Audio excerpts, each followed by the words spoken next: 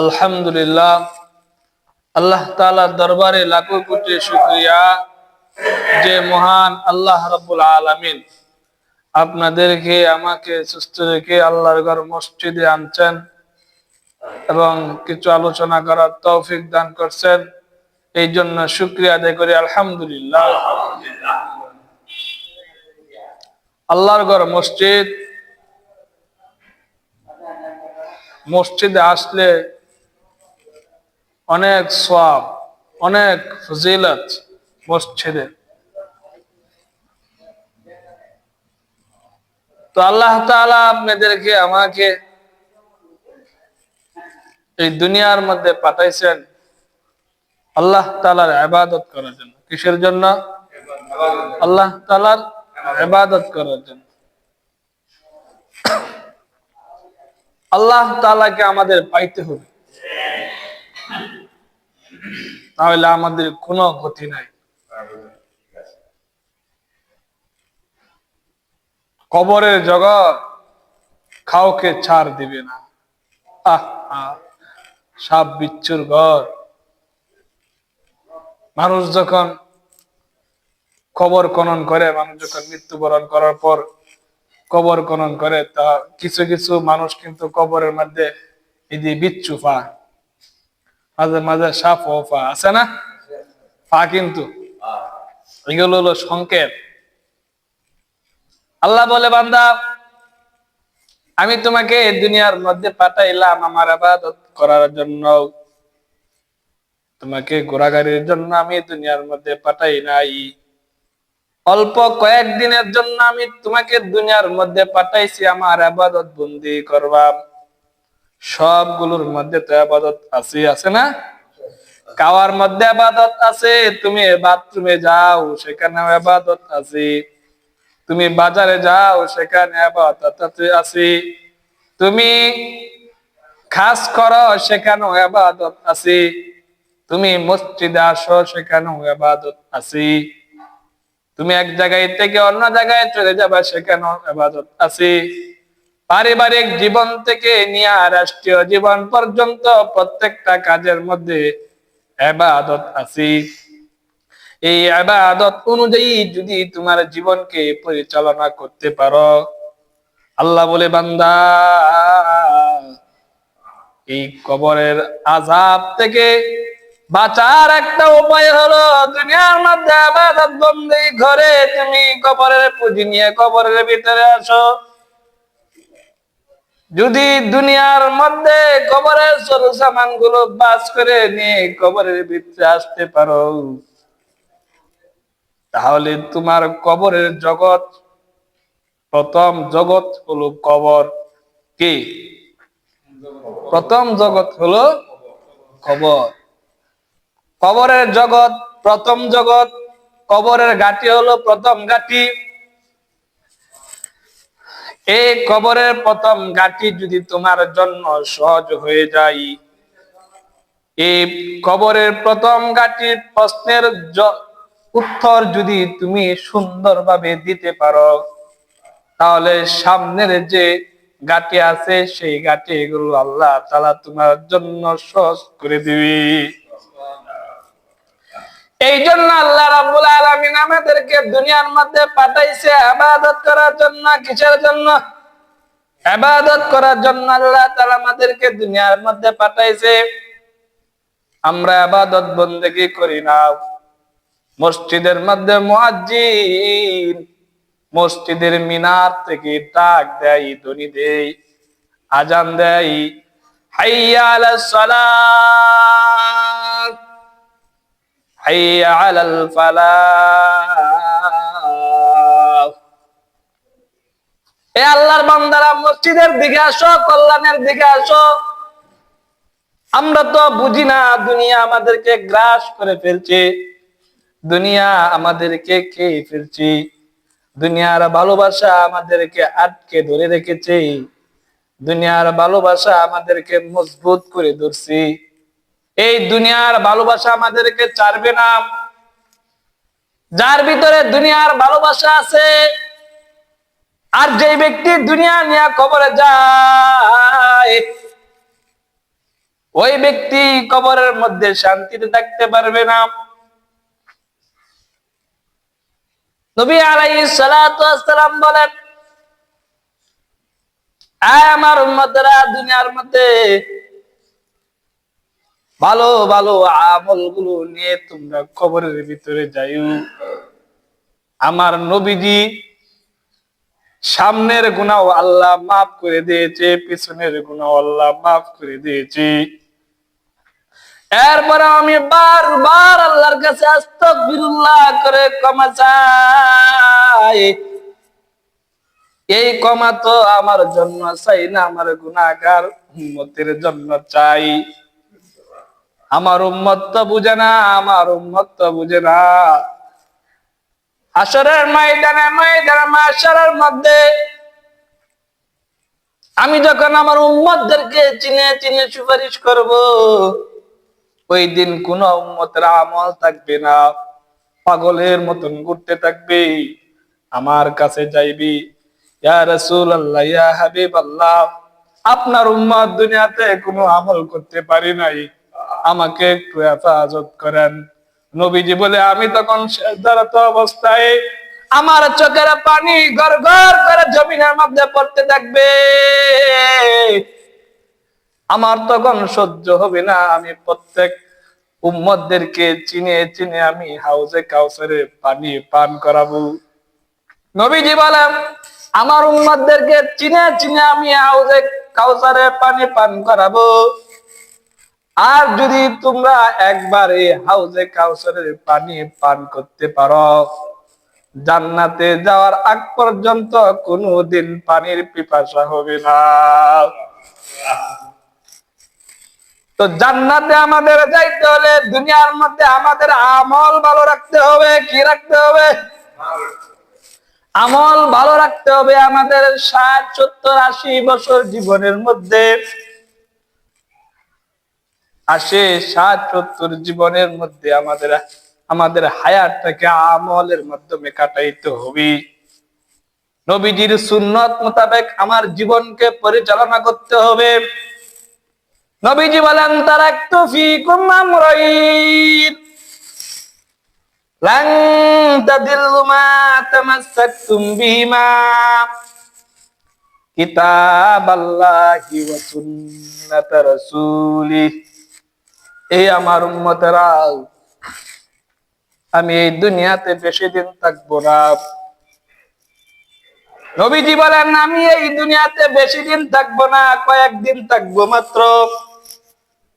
আমি তোমাদের মধ্যে দুটা জিনিস রেখে যাচ্ছি। এক নাম্বার জিনিস হলো আমি নবীজির সুন্নাত। এই নবীজির সুন্নাতকে যদি তোমরা পায়ের তালা থেকে নিয়ে মাথার তালা পর্যন্ত তোমার শরীরটাকে নবীজির সুন্নত মোতাবেক সাজাইতে পারো, তোমার প্রত্যেকটা চেহারা কালকে কিয়ামতের ময়দানে নূরে চমকাইতে থাকবে, নূরে চমকাইতে থাকবে। আর নবীজি বলেন, ওই যে দেখা যায় আসরের ময়দানে মাশারের মধ্যে আমার উম্মতের চেহারা নূরে চমকাইতেছে। সুবহানাল্লাহ।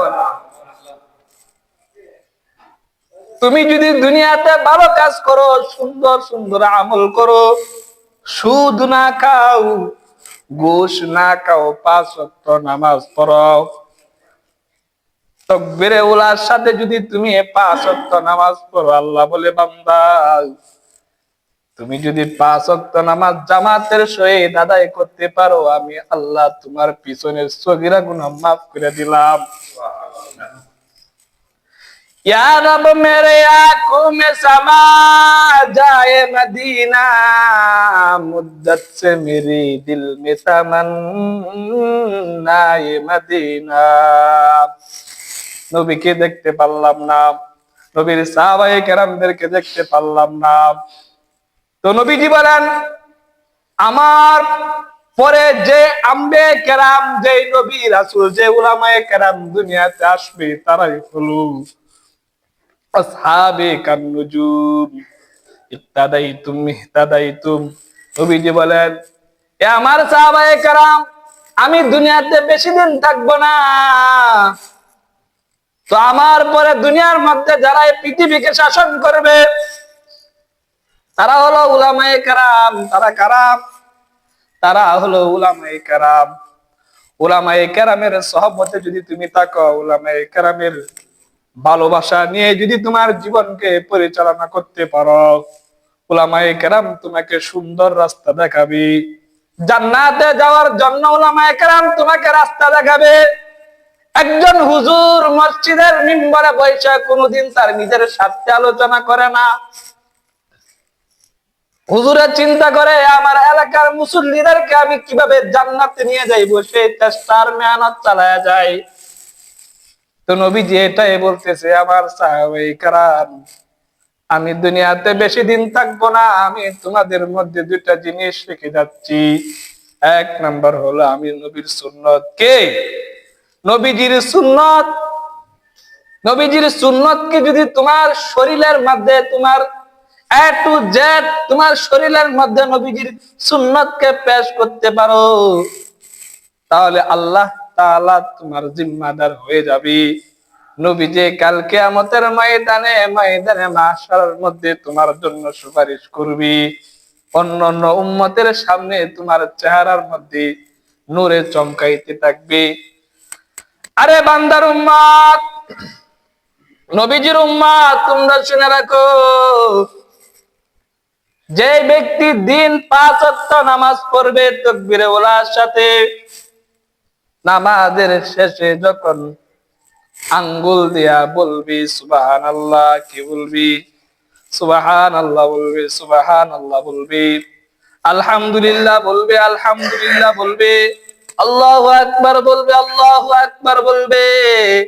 কাল কিয়ামতের ময়দানে মাহশারের মধ্যে আল্লাহ তাআলা বলবে, দোস্ত আমার, ওই যে ময়দানে মাহশার, প্রত্যেক আম্বিয়া কেরামের উম্মত এই হাশরের ময়দানে উপস্থিত।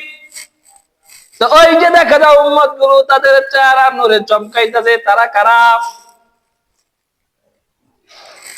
নবীজি বলেন, তারা হলো আমার উম্মত। তারা দুনিয়াতে থাকা অবস্থায় তারা আমলে সালেহ করছে, ভালো ভালো আমল করছে, সুন্দর সুন্দর আমল করছে, এই জন্য তাদের শরীরের মধ্যে আজকে নূরে চমকাইতেছে। সুবহানাল্লাহ। নবীজি বলেন, যে ব্যক্তি 5 ওয়াক্ত নামাজের পরে 3 তাফসীর আমল করবে, আঙ্গুলের মাধ্যমে কয় তাফসীর আমল করবে?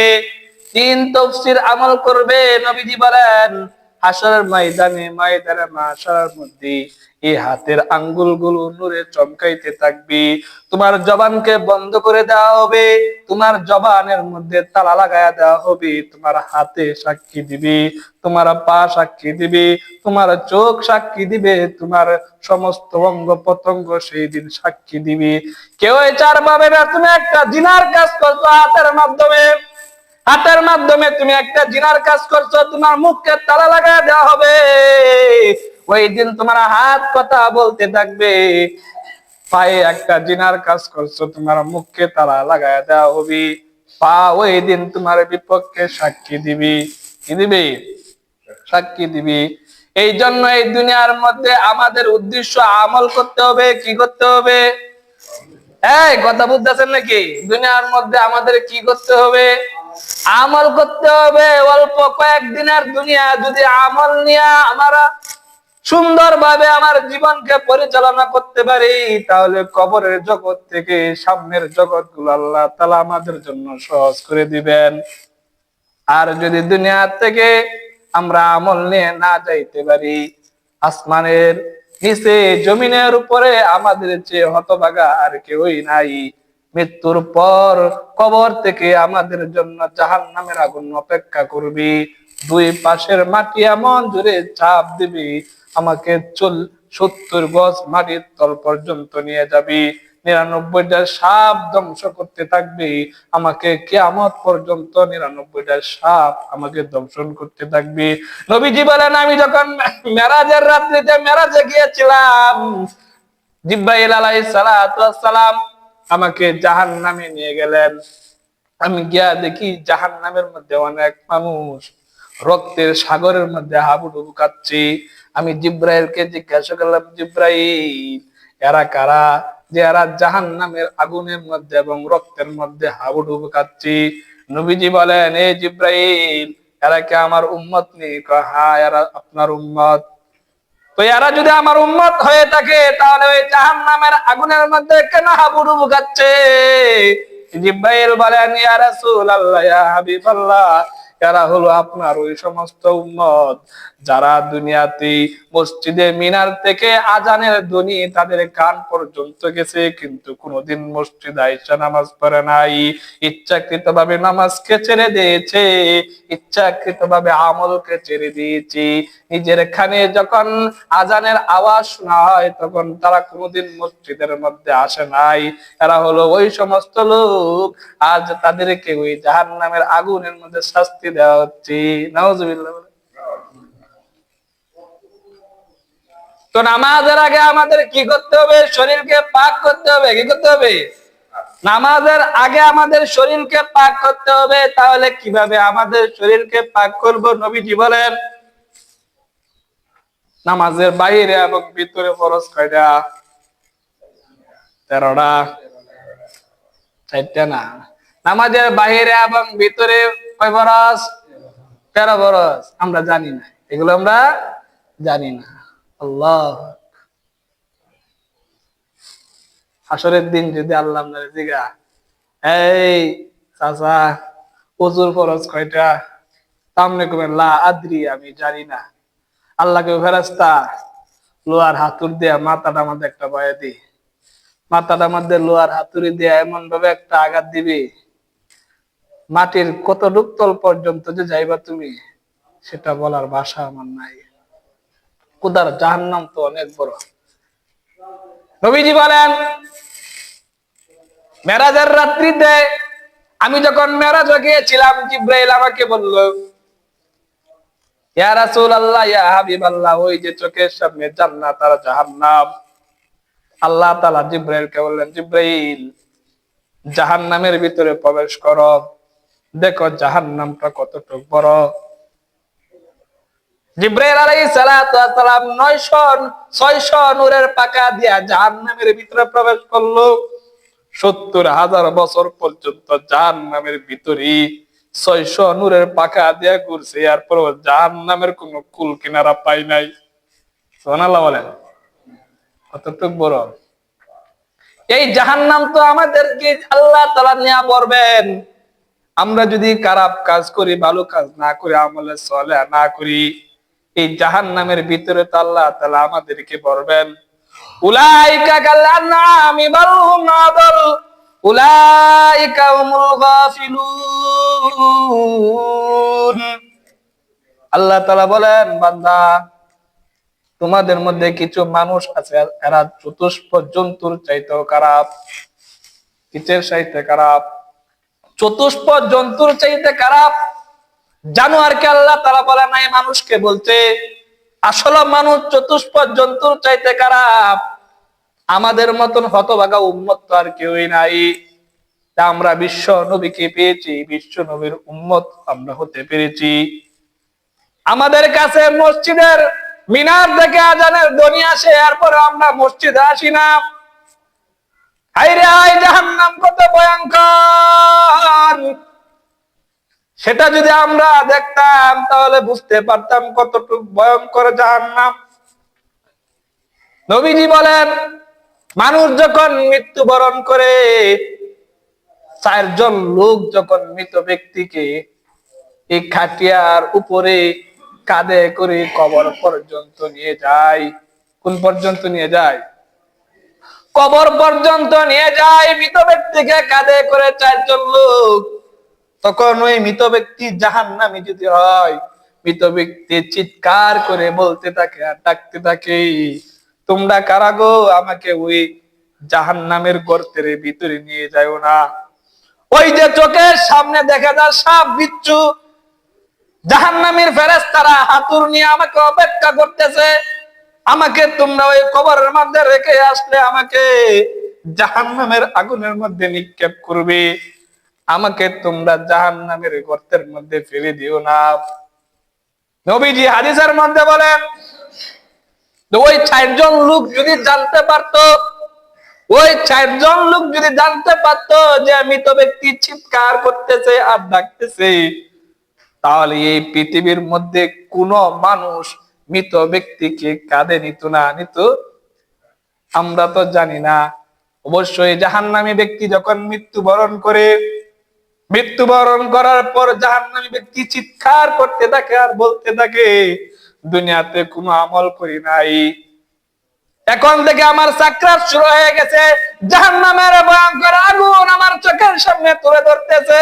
মৃত ব্যক্তি চিৎকার করে বলতে থাকে আর ডাকতে থাকে, সারা পৃথিবীর সমুদ্রের পানি যদি তোমরা আমার মুখে দাও, এরপরে আমার গলা পর্যন্ত যাবে না, আমার গলাটাও ভিজবে না, এত পিপাসিত হয়েছে। জাহান্নামী ব্যক্তি যখন কবরের মধ্যে রাখা হবে, ওই সমস্ত জিনিস দেখে ওই ব্যক্তি চিৎকার করে বলতে থাকবে আর আল্লাহকে বলতে থাকবে আর ডাকতে থাকবে, আল্লাহ আমার পানির পিপাসা হয়েছে।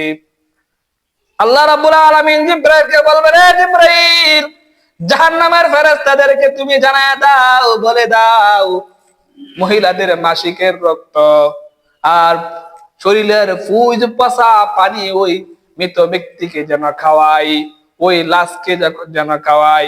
এটা জাহান্নামী লাশ, এই লাশকে মাটিও বসে না, এটা নির্লজ্জ না, দুনিয়াতে থাকা অবস্থায় গুনাহ করছে, জিনা করছে, কোনদিন মৃত্যুর আগে তওবা করে নাই, কোন উলামায়ে কেরামের কাছে যায় নাই, মসজিদেও তো কোনদিন আসেই নাই, মানুষের সমালোচনা করি।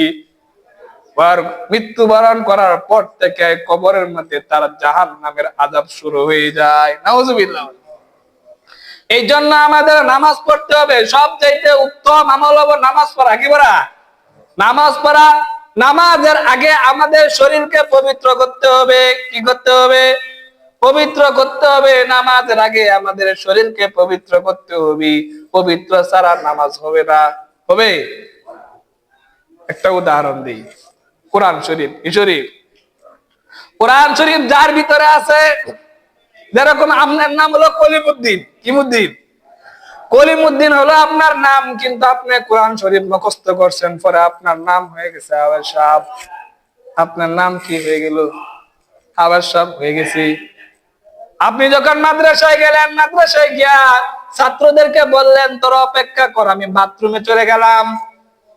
হুজুর যখন হাবের সাহেব হুজুর বাথরুমের ভিতরে চলে যায়, তখন ছাত্ররা বলি, হাবের সাহেব হুজুর বাথরুমের ভিতরে গেছি। বাথরুমের ভিতরে হাবের সাহেব হুজুরের নাম, তখন তার নাম ধরে আর ডাকে না। এই কোরআনের কারণে তার নাম পরিবর্তন হয়ে গেছে। একজন মানুষ যখন নুরানি থেকে নিয়ে সিয়াসিত তার কিতাব দাওরা পর্যন্ত পড়ে, তখন তার নাম মাওলানা হয়ে যায়। একজন লোক যখন বাংলা, অঙ্ক, ইংরেজি পড়ে, পরে উনি বিসিএস ক্যাডার হয়ে যায়, তখন তার নাম আর নাম থাকে না। আল্লাহ তাআলা বলেন, বান্দা, এই কবর, এই কোরআন আর এই হাদিস নিয়ে যদি তোমরা কবরের ভিতরে আসতে পারো, তাহলে তোমাদের জন্য শান্তি। কে? শান্তি। আর জান্নাতের চাবি হলো, কথা কই না থেকে ওই